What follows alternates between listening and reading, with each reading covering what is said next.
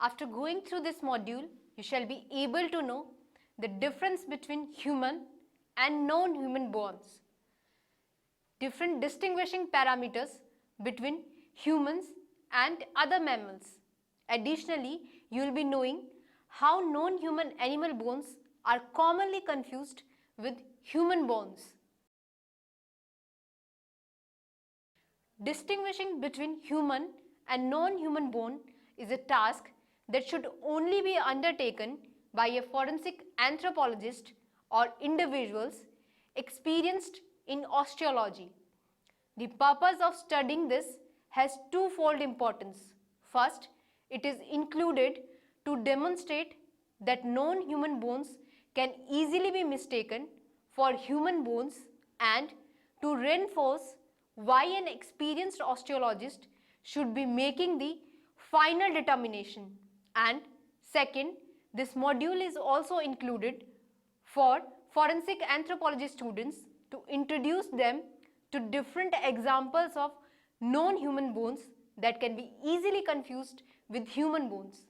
There are several questions that the experienced forensic anthropologist or forensic archaeologist should be able to answer in the field. These include determining whether the suspected material is actually bone, and if it is bone, then is it human or non-human.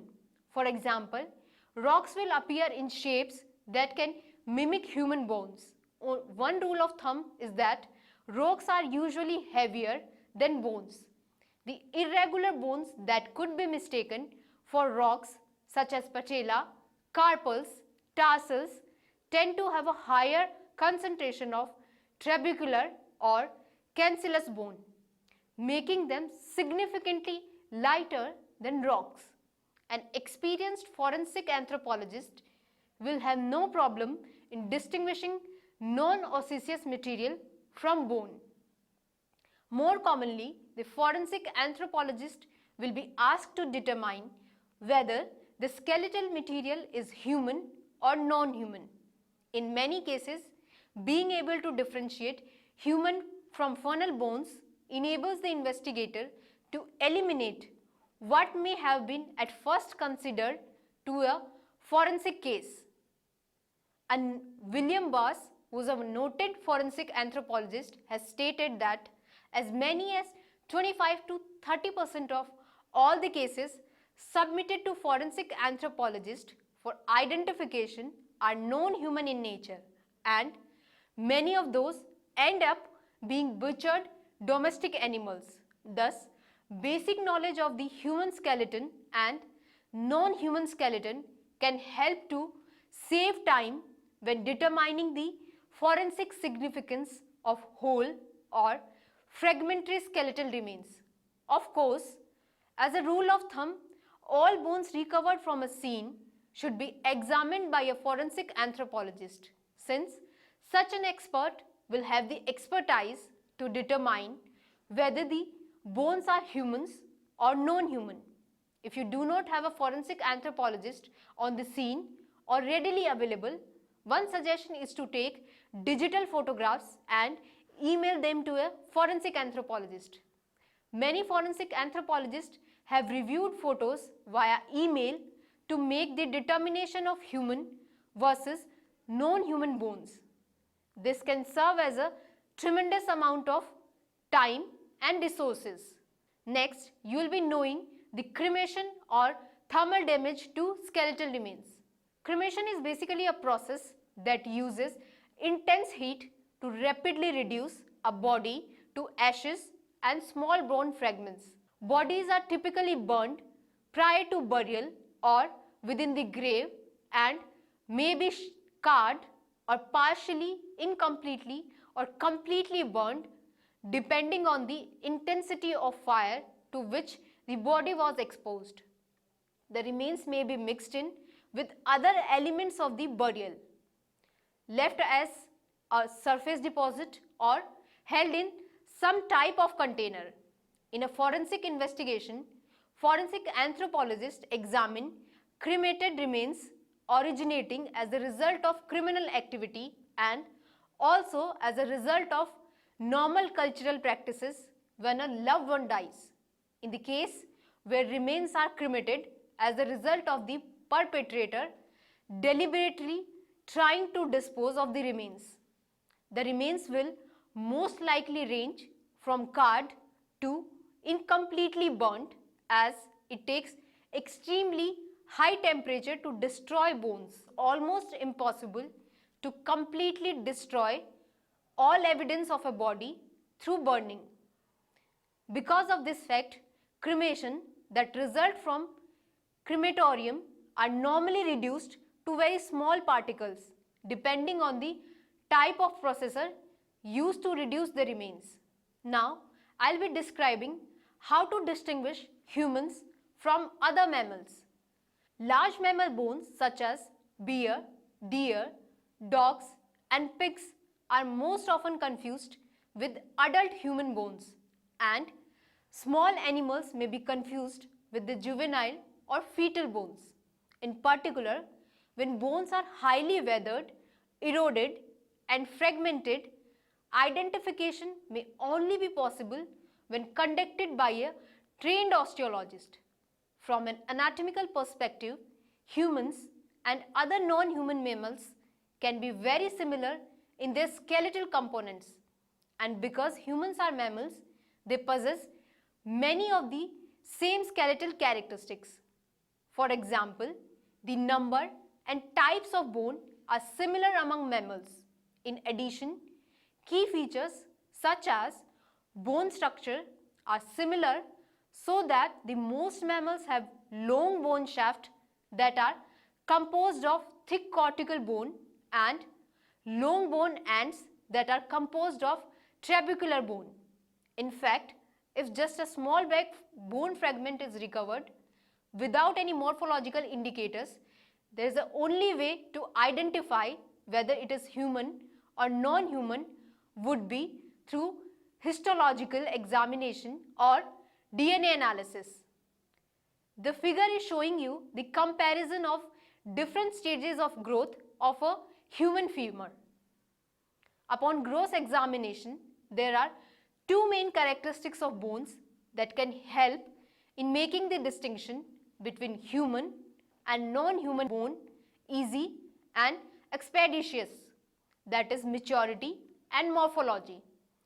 Maturity aids in differentiating small non-human animals that even after reaching adulthood have bones that are similar in size when compared with juvenile humans. Depending on the level of development, juvenile human long bones may have unfused separate epiphyses or may not possess any at all. Conversely, those of a small adult non-human animal will display fused epiphyses. As a result, non-human bones can be easily differentiated from juvenile humans by examining the level of bone maturity. The proximal and distal ends of the juvenile long bones are roughened in appearance, whereas the epiphyse will eventually fuse to the metaphyses. In addition, other morphological indicators that can be useful when differentiating small animals from human juveniles long bones may include non-human skeletal features such as the fusion of fibula and tibia and the curvature of long bone shaft, that is diaphysis. For example, the long bone shaft of small mammals may be noticeably curved where it is straight in healthy juveniles. An example of the characteristics that distinguish juvenile human long bones from those of the small adult animals. One structure of small mammals that could possibly be confused with the human or fetal bone is the pelvis. If a small pelvis is fused into one unit, it will be a non-human pelvis, because a human juvenile pelvis of a comparable size is still in multiple pieces, and two adult pelvic bones of the human do not fuse at all unless there is a pathological condition. The image is showing you the pictorial comparison of the anterior view of a right newborn femur with those of small adult mammal such as a rabbit, an armadillo and a raccoon.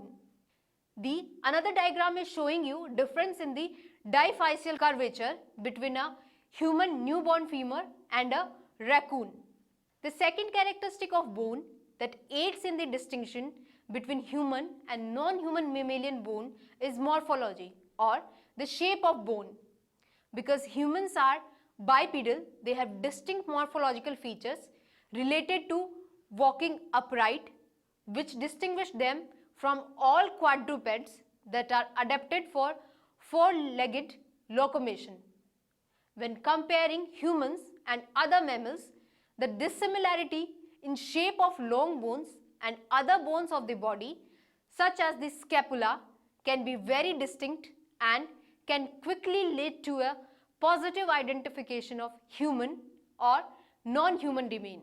For example, in a number of small animals, including mammals, the fibula is reduced in size and it is fused to the shaft of the tibia.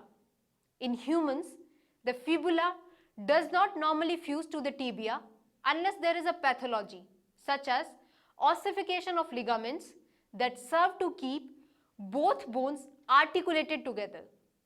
Furthermore, some larger mammal species, for example, pig, sheep and deer, also have a curved and fused radius and ulna. Recognition of these two bones ultimately exclude humans as both the radius and ulna have straight diaphysis and remain unfused throughout the life. Mammals belonging to the order Artiodactyl can be easily distinguished from humans by the presence of metapodial. The next figure is showing a comparison between the human adult child pelvis that is shown in A and that of the adult raccoon in the B. Although roughly the same size, the human pelvis remains unfused in young children and the sacrum always remain as a separate unit. In another diagram, it is showing the comparison of mammalian scapula. In A, there is a mammalian scapula. In B, there is a mammalian scapula of sheep. In C, it is of adult human, and in D, it is of dog. Metapodials are long in certain species and therefore could be easily mistaken as long bones. Metapodials are easily recognized by a number of morphological indicators. The shaft are long, thin and straight, and they still retain a clear groove down the shaft where they have fused. The proximal articulation is flat and the distal articulation is unique with double rounded articulation. Furthermore, metacarpal and metatarsal can be distinguished from one another by cross-sectional shape of their shaft. Metatarsal are square-shaped and metacarpals are D-shaped in the cross-section. The figure is showing you the comparison between a human newborn tibia that is shown in A and the fused tibia and fibula of the rabbit that is shown in B. The human cranium is quite distinct from any other mammal because humans have a large rounded brain case and flat or orthognathic face in profile. Now, I'll be telling you different non-human animal bones that are commonly confused with the human bones. There are several non-human animals that have bone structure or features that appear similar to human skeletal material. There are some bones, however, that are more commonly misidentified. Animal bones that might be confused include the bone of a bear paw, pig teeth, the knee of a pig, and a turtle shell. Disarticulated bear paws are commonly confused with human hands. After a hunted bear has been killed, the claws are usually removed as a trophy and paws are sometimes discarded after they are skinned. There is a striking resemblance between a bear paw and a human hand after decomposition of the soft tissue has started. The bear paw can be easily identified by examining the individual bones, and it can also be easily differentiated from a human hand without cleaning the soft tissue from the bone. A radiograph can be used to differentiate the bear paw from the human hand because the morphology of human hand bone is clearly different. Pig molar teeth also show a striking resemblance to human molars because pigs are omnivorous like humans and their teeth are designed for a generalized diet. In addition, the proximal part of the pig tibia called the tibial plateau can be easily misidentified as a human tibial plateau by an inexperienced osteologist as they share a similar morphology. The tibial plateau of a butchered pig knee or an unfused proximal tibial epiphysis may be easily identified when a portion of the proximal pig fibula is also available for examination. However, if only the very top of the tibial plateau is available without the shaft of the tibia, it can be very difficult to differentiate from a human tibia. Conversely, the tibial plateau of the deer is easily differentiated from the human knee because of the strikingly different morphology. When the outer layer of the turtle shell that is made up of pieces called scutes comes off, the underlying shell may resemble the top of a human skull. This is particularly true if only part of the top of the shell is visible through the soil and has been bleached from sun exposure. Also, fragments of the turtle shell from archaeological context can be easily mistaken for fragments of human cranial bone because the flat shape and thickness is similar to human cranial vault fragments. If there are no diagnostic characteristics on the outside of the turtle shell fragment, then the cross-sectional morphology of the shell can be used to differentiate from the unique cross-section of human cranial bones, which are composed of diplo or cancellous bone. The diagram is showing you comparison between the human and non-human skull. The non-human skull is of chimpanzee, orangutan and macaque. So students, let us see what we have studied. Distinguishing between human and non-human bone is a task that should only be undertaken by a forensic anthropologist or individuals experienced in osteology. The purpose of studying this has twofold importance. First, it is induced to demonstrate that non-human bones can easily be mistaken for human bones and to reinforce why an experienced osteologist should be making the final determination.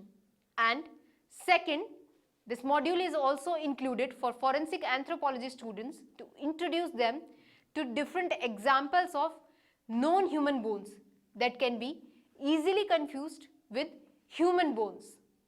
Cremation is a process that uses intense heat to rapidly reduce a body to ashes and small bone fragments.